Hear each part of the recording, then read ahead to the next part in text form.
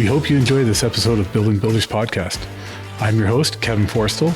Don't forget to like and subscribe.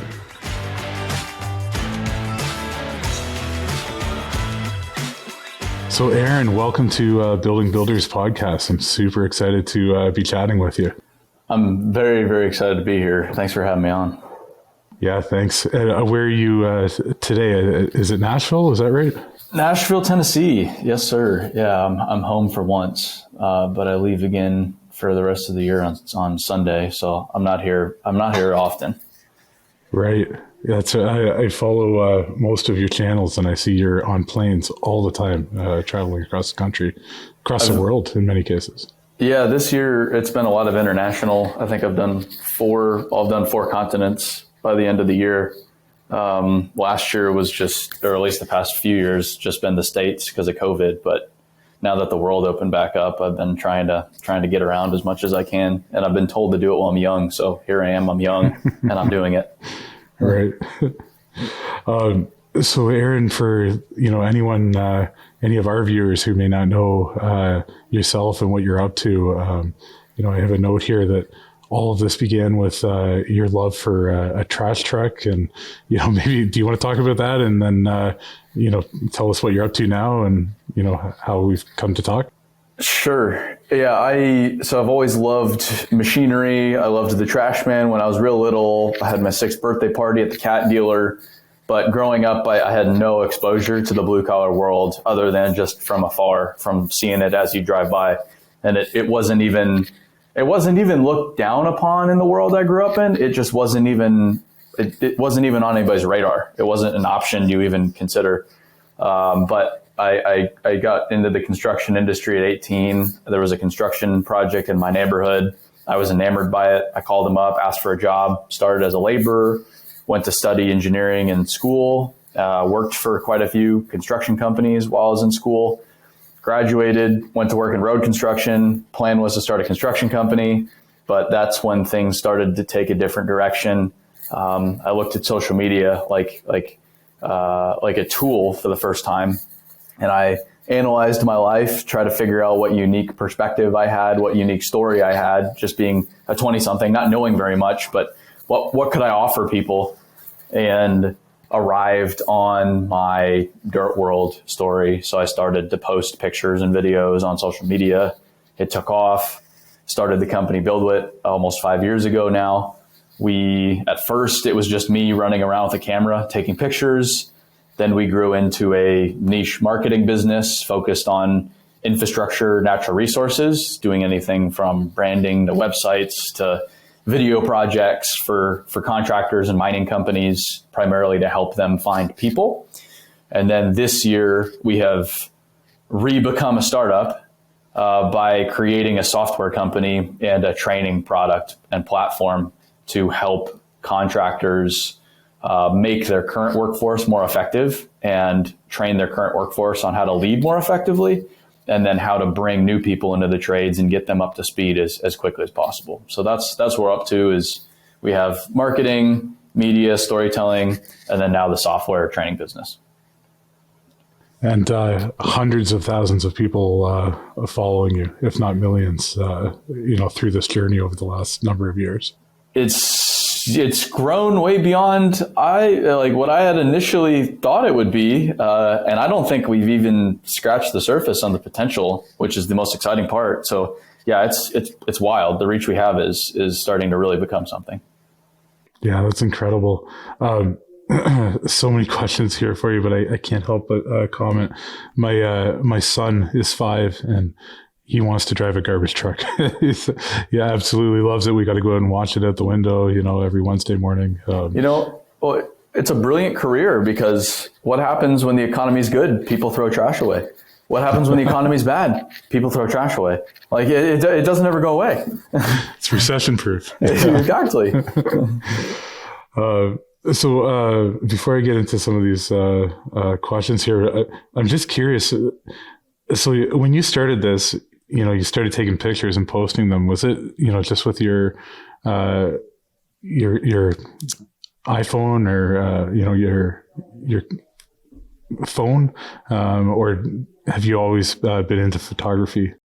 I have no formal photography training, and I'm not all that interested in photography. Like if it's like, take a picture of this beautiful sunset, I just don't have interest in that. I just like to photograph heavy equipment. That's my field. That's my domain. That's what gets me excited. That's what the photography gets me onto the job sites. It gives me a reason to be there. Rather, I'd just be standing around otherwise. And it gives me the ability to share that with other people. So when I started, it was first with my phone when I was working in the industry. Then I bought a GoPro, and I would use a GoPro. Then I bought a cheap DSLR. Then my friend had a drone that I would borrow and get some aerial photos, which was a whole new world. Right. And then when I started the company, I spent $3,000 on a nice Sony camera and started just figuring out how to use it. But I had no training, and I've just kind of figured it out. Right. It's really more about the authentic content that you're sharing with everyone. Maybe the pixels. Well, I'm not a very technical person, which is kind of an odd thing to say now that we have a software company. I don't understand technology. I don't understand software all that much. My camera, I understand the 3 basic functions of a camera. That's all I worry about. I use two lenses. It's just, I like to keep it as simple as possible. I don't edit very much. There's just not much to it. The big part of it is, it's like anything. You just do it a lot, and you miraculously start to become better at it. Aaron, I want to dive into your view on construction. Despite it being absolutely vital, it's often, I think unfortunately kind of looked down on. I'd love to get sort of your opinion on that and sort of what's needed in this industry. Our industry has a massive problem. I'm based in the States, but I've seen it's similar in Canada, it's similar in Germany, it's similar in Australia. Any developed nation is starting to have this worsening problem, and that is, hey, our infrastructure needs are not slowing down. Our society is developing, our current infrastructure is getting older. So we have this need, and say we want to go replace the power grid with a clean power grid. That only requires more infrastructure, not less. Okay, so now you're saying you have to go rebuild the whole power grid? Great. So that's just endless construction and mining. So we have the demand that's not going away over the long term anytime soon. But we have, at least in the States, 40% of the workforce set to retire by the year 2031. And that scares the crap out of me. And it should scare the crap out of anybody, not just in the construction industry, but society. Because if that goes away, society dissolves. But I think a lot of people right now are kind of sitting on the sideline, or they're just kind of shrugging, like, we'll see how this goes. And people are saying, well, the next generation doesn't want to work, or people are lazy. And I say, okay, great. What if you're right? What if the next generation is lazy? So say you're right for the sake of argument. Then what? Like, that doesn't make the problem go away. So totally. Yeah. I think the reality is society looks down upon the trades, but we're quick to blame society for that. We don't look ourselves in the mirror and take responsibility for it. That's where it starts. I think if every contractor, everybody in the industry, no matter what position they're in, took some responsibility for the problem we're facing and said, I'm going to do something about it, we would see not only the labor problem start to solve itself, but society view our business, what we do, as noble. There was a study I saw about noble careers. So think a doctor, a teacher, someone in the military, and there were kind of 3 criteria to that. They work really hard, they serve others, and they're highly educated. If you look at construction, it's all 3 of those things. An operator is not highly educated in the traditional education sense, but that's a highly educated, highly skilled position. Why aren't we looked upon as noble? I think we have all of the ingredients, so we're not having to manufacture some narrative. We just need to tell the story in the first place. I absolutely love this view. It's completely different than what most say on sort of relying on, trying to change the way society looks on us, rather than talking about, looking inward and how can we change it. I'll give you a little example from my past. So Aaron, I used to be in landscape construction, and when I started, it's a long time ago, 15, probably close to 20 years ago, my first co-op job, probably 20 years ago now. I was working for a landscape company, and, not only was safety not really a thing, wearing hard hats and safety vests, but, most people weren't wearing shirts, right? Like we were out there, everyone's getting a suntan, working real hard, doing things like standing on the back of a skid steer, like the team, the people were the counterweight for the skid steer to be able to plant heavy trees. Sure. Yeah. Like just ridiculous stuff. Right. But, now I am seeing some, a lot of change, right? There's professionalism being brought out. And it's not just the professionalism, it's the tech. These are super highly skilled jobs. They're very technical. And, we need to start celebrating them ourselves, not just society celebrating it, but I think everyone on these job sites, I would say all are proud of the work that they do, but, I think we should be proud about it. We should be coming home, talking to our families. We should be, sharing, to the broader, public or audience, exactly what that is. And that's what you're doing. That's what I see you doing. And I think it's really, really cool. Yeah. When I started the business, it was all about attract. But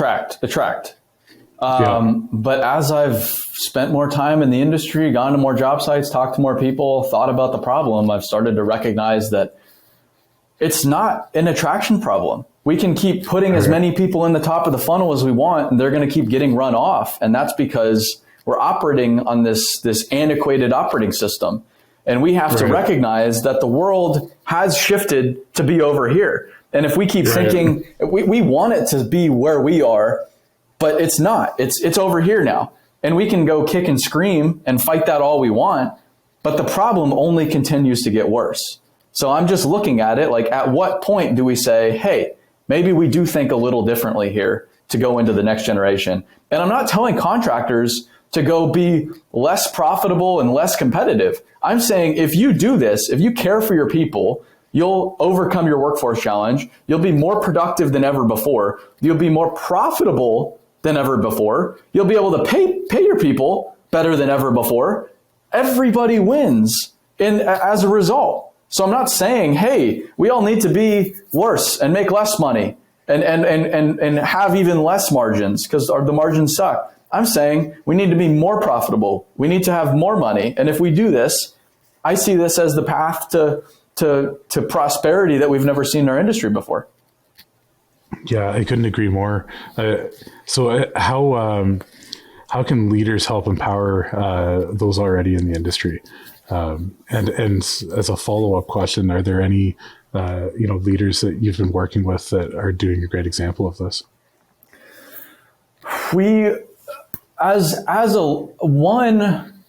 The first step is recognizing that everybody is a leader in some capacity.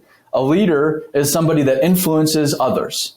So if you're a parent, you're a leader. If you're on a crew, construction crew, you're a leader. If you don't have to be the chief executive, the vice president, the division, manager, whatever it is, everybody is a leader. So that's one. Everybody is in a leadership position. Two, leadership is a skill. It's not, there isn't the leadership fairy just bopping people on the head when they're children and, oh, yep, you'll become president. You'll do this, you'll do that, but all you others are screwed. It's a learned skill. Some inherently have a little bit more than others, but everybody's capable of learning it.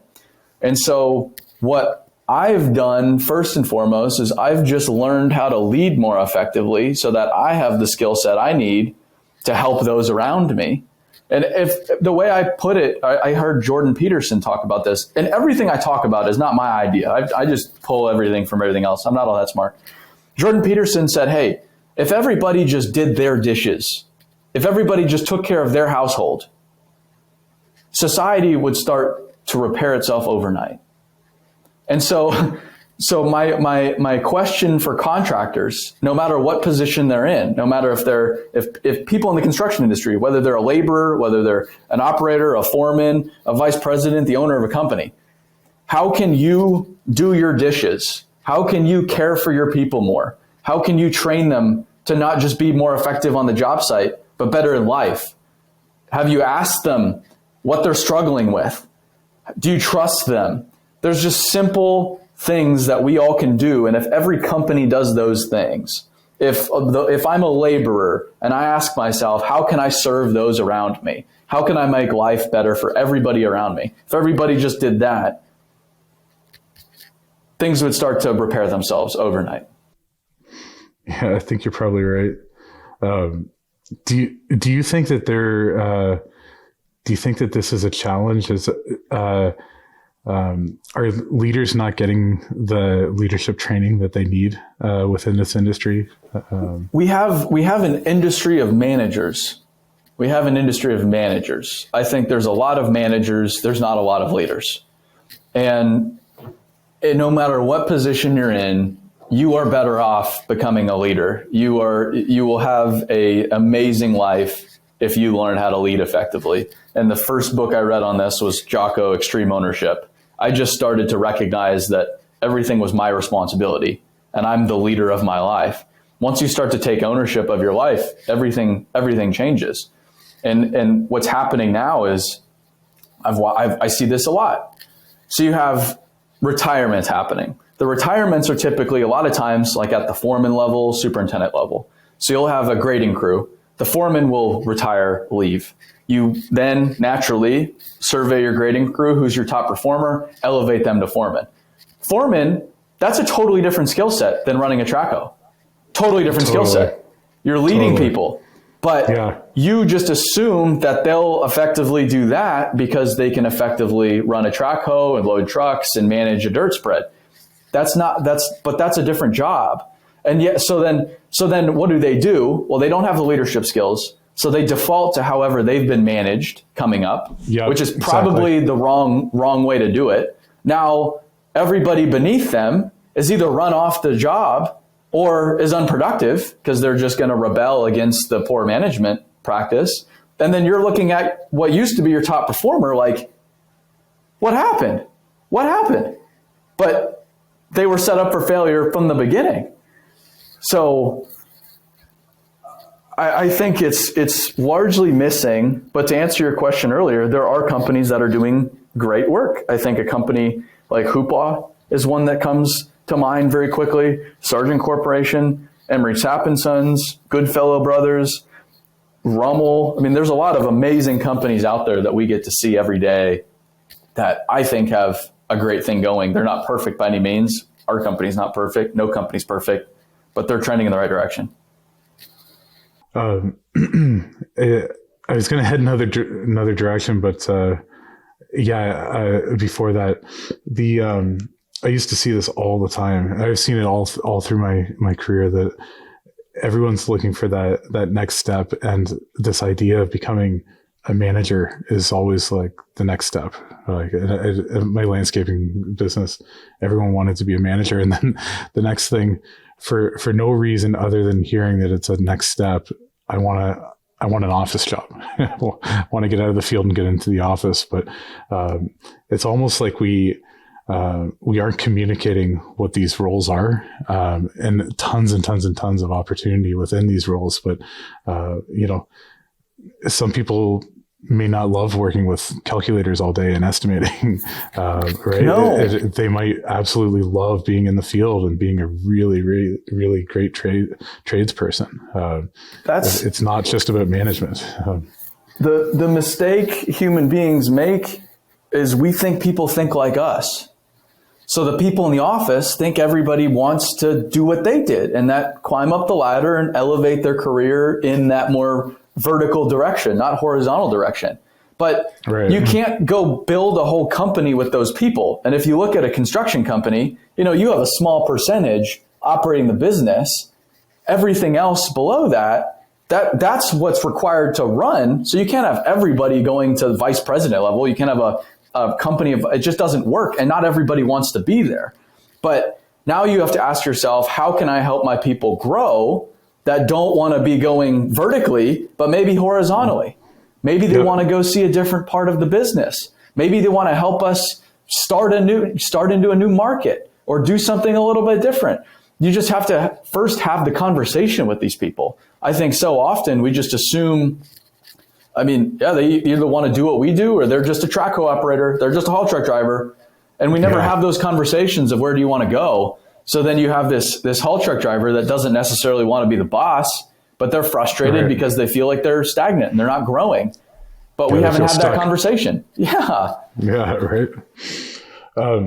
So I'm hearing you, speak a fair bit about, kind of taking control of your life, of your career. It sounds like you do a lot of reading. Is that something that you would be recommending to, people in the trades that want to get into leadership, or that are managers that want to become great leaders?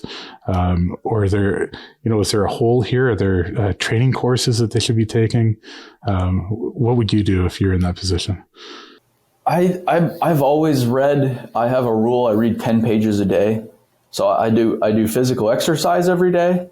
I read 10 pages a day, and I write 1 page a day. And I've just made it 7 days a week. It doesn't matter how tired I am, where I'm at. It's just read 10 pages a day.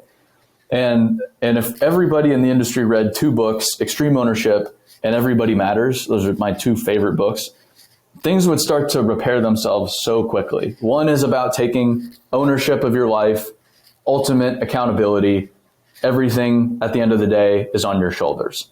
2, it's about caring for people. And I think our industry needs to apply a lot more care. And we've had this one operating system that's got us here very successfully, but I don't think that operating system is going to get us the next 50 years. And that's what I'm looking at, because I have the next 40, 50 years ahead of me. I'm young. I have to be optimistic about the next few decades, but I think it's going to require a lot of change. So I think whatever people can do to just better themselves as human beings, maybe it doesn't help you in your career, but if it helps you at home, your relationship, whatever it is, your health, your body, by all means, go for it. So does this comment ring true at all? The construction industry has got to where it is now on brute force and grit. And, the next step might be through a culture of care and learning. Do you think that is, a factor? Yeah. And I don't think that eliminates brute force and grit. I think we need brute force to do some work. I think we need grit to do what we do. We just need to apply a little bit more care. I don't think they're opposite sides of the coin. I think it all works together. I think human beings fundamentally want to be cared for. They want to feel, they want to fit in. They want to be appreciated. They want to be part of the tribe.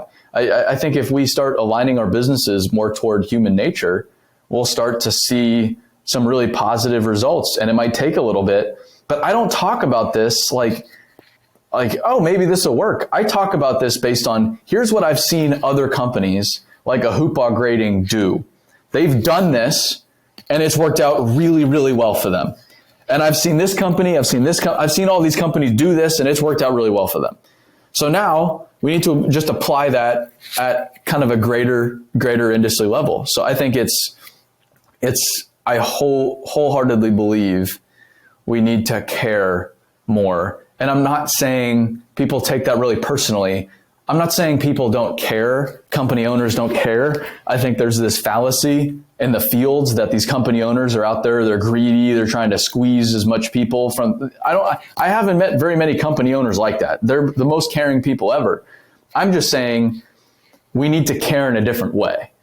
So we need to apply a different level of care. And if you don't agree, you don't have to look very far. If you look at the statistic that 5 times more people die by suicide than by any safety accident in our industry in the United States, that's enough to prove that point. I mean, that alone says this is a massive problem. This is a lack of caring. And again, call me naive, but I think that's the solution to something like that. Yeah, great points. I want to ask you something in a little bit different direction here. If we're looking at losing 40% of our workforce, or potentially losing 40% of the workforce, and we've talked about, a solution, probably the best solution being, really great leadership and, talking about, the industry and promoting it ourselves to others. How does autonomy fit in? Autonomous equipment, is that more of a, something for safety, or do you think that helps fill the gap? So this is interesting. I think technology is part of the solution. If somebody says that there is one solution to our workforce challenge and this is it, they're lying. This is a complicated problem. It requires a multifaceted approach. And that's where I think contractors just want the easy button. I'm like, I'm sorry, that doesn't exist, because we're dealing with humans. And I know you like to deal with equipment and materials and things you can manage and measure. Humans are squishy, but that's what makes them special. Autonomy is a piece of the puzzle. Where autonomy is at right now is it's really good in very consistent applications, like a haul truck doing the same route every day. They're the company with the most autonomous miles driven in the world is not Uber or Google, it's Caterpillar. And that's because they've been running autonomous trucks for decades now. I think those applications are going to continue to be automated, but I also go to a lot of mines that they have that kind of application, but automation just doesn't work. I think in construction, so mining, it's closer, but still not even close to solving that workforce challenge. And if you're betting on that to solve your workforce challenge, you're going to be sadly mistaken. In construction, it's getting here, but it's only focused primarily, it's kind of two levels. Total automation is focused on something that is very repeatable. So Built Robotics in California, for example, is working on an excavator that can dig a trench, primarily for like a solar application or a wind farm. So you're digging miles of trench for a cable out in the middle of nowhere.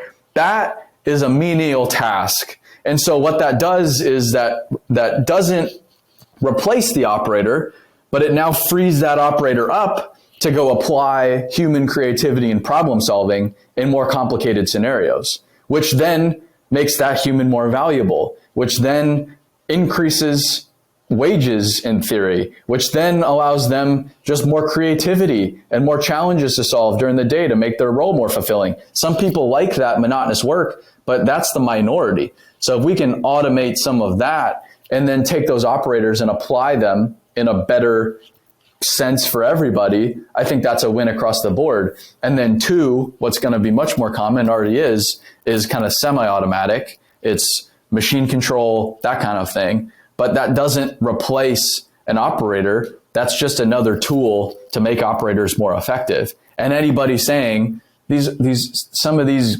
grumpy operators will say, oh, I could outfinish a GPS blade hand any day because I'm skilled. It's like, okay, no, that's just not true. I've seen highly skilled blade hands that have become highly skilled in machine control as well.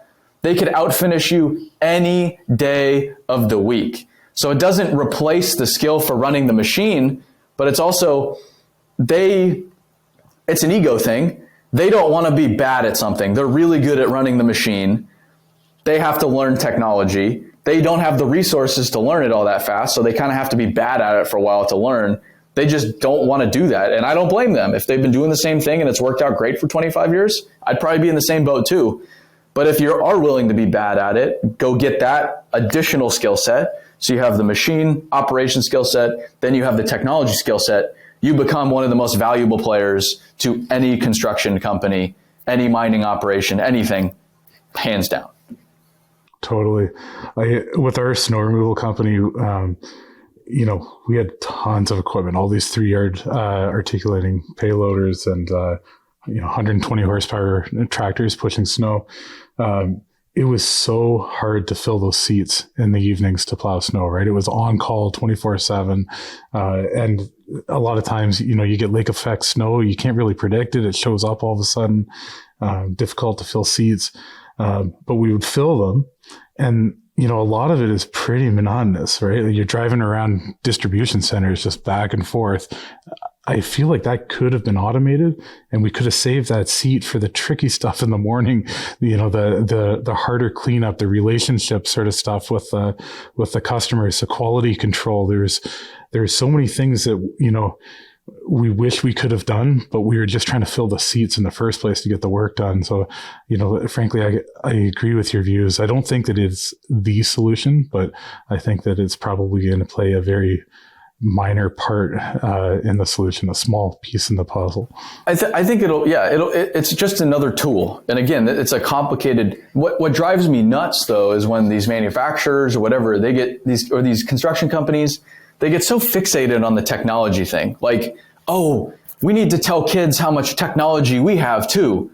And I'm like, guys, technology is great, but it is just like table stakes right now. Okay, great, you have technology. Like, kids don't really care. That's the normal world they live in. So of course right. You have technology. But what do you have that these other industries don't have? Cool work, big equipment, a sense of purpose. Like, why don't we double down on what makes our industry truly special and truly right. separates us from everybody else rather than makes us like everybody else? Say, yes, we have technology. That's important. That's great. There's a lot of jobs in technology and construction, but we also have the ability to serve the community, the camaraderie, the heavy equipment, all the other things a tech company doesn't have and can't touch. Aaron, do you have any, you'll speak to a lot of leaders, a lot of inspiring leaders. Are there any that really stand out and kind of the mindset that they have that kind of speaks to, your philosophy here on the construction industry and how to better it? They're like the one in particular that I've been fortunate enough to spend a little time with is the author of Everybody Matters, Bob Chapman. So he's not in construction, but he's built this multi-billion-dollar enterprise of buying struggling manufacturing businesses and applying this caring approach and management style to the businesses to not just revitalize the businesses, but make them way beyond what they thought was possible, and has been remarkably successful, enormous returns for decades. So he's applied this model to manufacturing, which is blue collar, it's not perfectly similar to construction, but I believe the principles are very similar. And I think if we applied those principles, and they're not principles like me, that I'm a guy that's saying we should do this, but I can't really point to, I've done it very successfully for decades. I look to a guy like that who has done it very successfully for decades and say, there's the playbook. There's the blueprint. It's right in front of us. And it's not theory. It's worked out remarkably well in another blue collar space. Why can't it work for us? So I've always greatly admired his work because it's not just theory. That's awesome. I'm definitely going to check it out. Thanks for that recommendation. So one last question for you, Aaron, before we wrap up here. As a construction company, we always like to ask our guests if they have a favorite piece of equipment. I am known for my love of skid steers, and we have a skid steer that's dressed as a cow. But I also love anything big. So this year we've done some pretty large mining operations, and next year we have some really cool stuff lined up. So anything big is my cup of tea. Right. The really big stuff, and skid steers dressed up as cows. As farm animals, yeah. Love it. Thank you. Aaron, I want to thank you again for being part of our Building Builders podcast. It's been really, really great. For our listeners, can you maybe remind everyone how they can get a hold of you and some of your channels? Yeah, it's just Aaron Witt on LinkedIn, Instagram, YouTube. And then if you want to look into our training platform, buildwit.com, we'll have it all for you. Awesome. Yeah. Thanks again, Aaron. This has been really great. And hope we get to chat again soon. Appreciate it. Thank you for watching this episode of Building Builders Podcast. If you enjoyed it, make sure to like the video, leave a comment, and subscribe to the channel. Check out the description for more.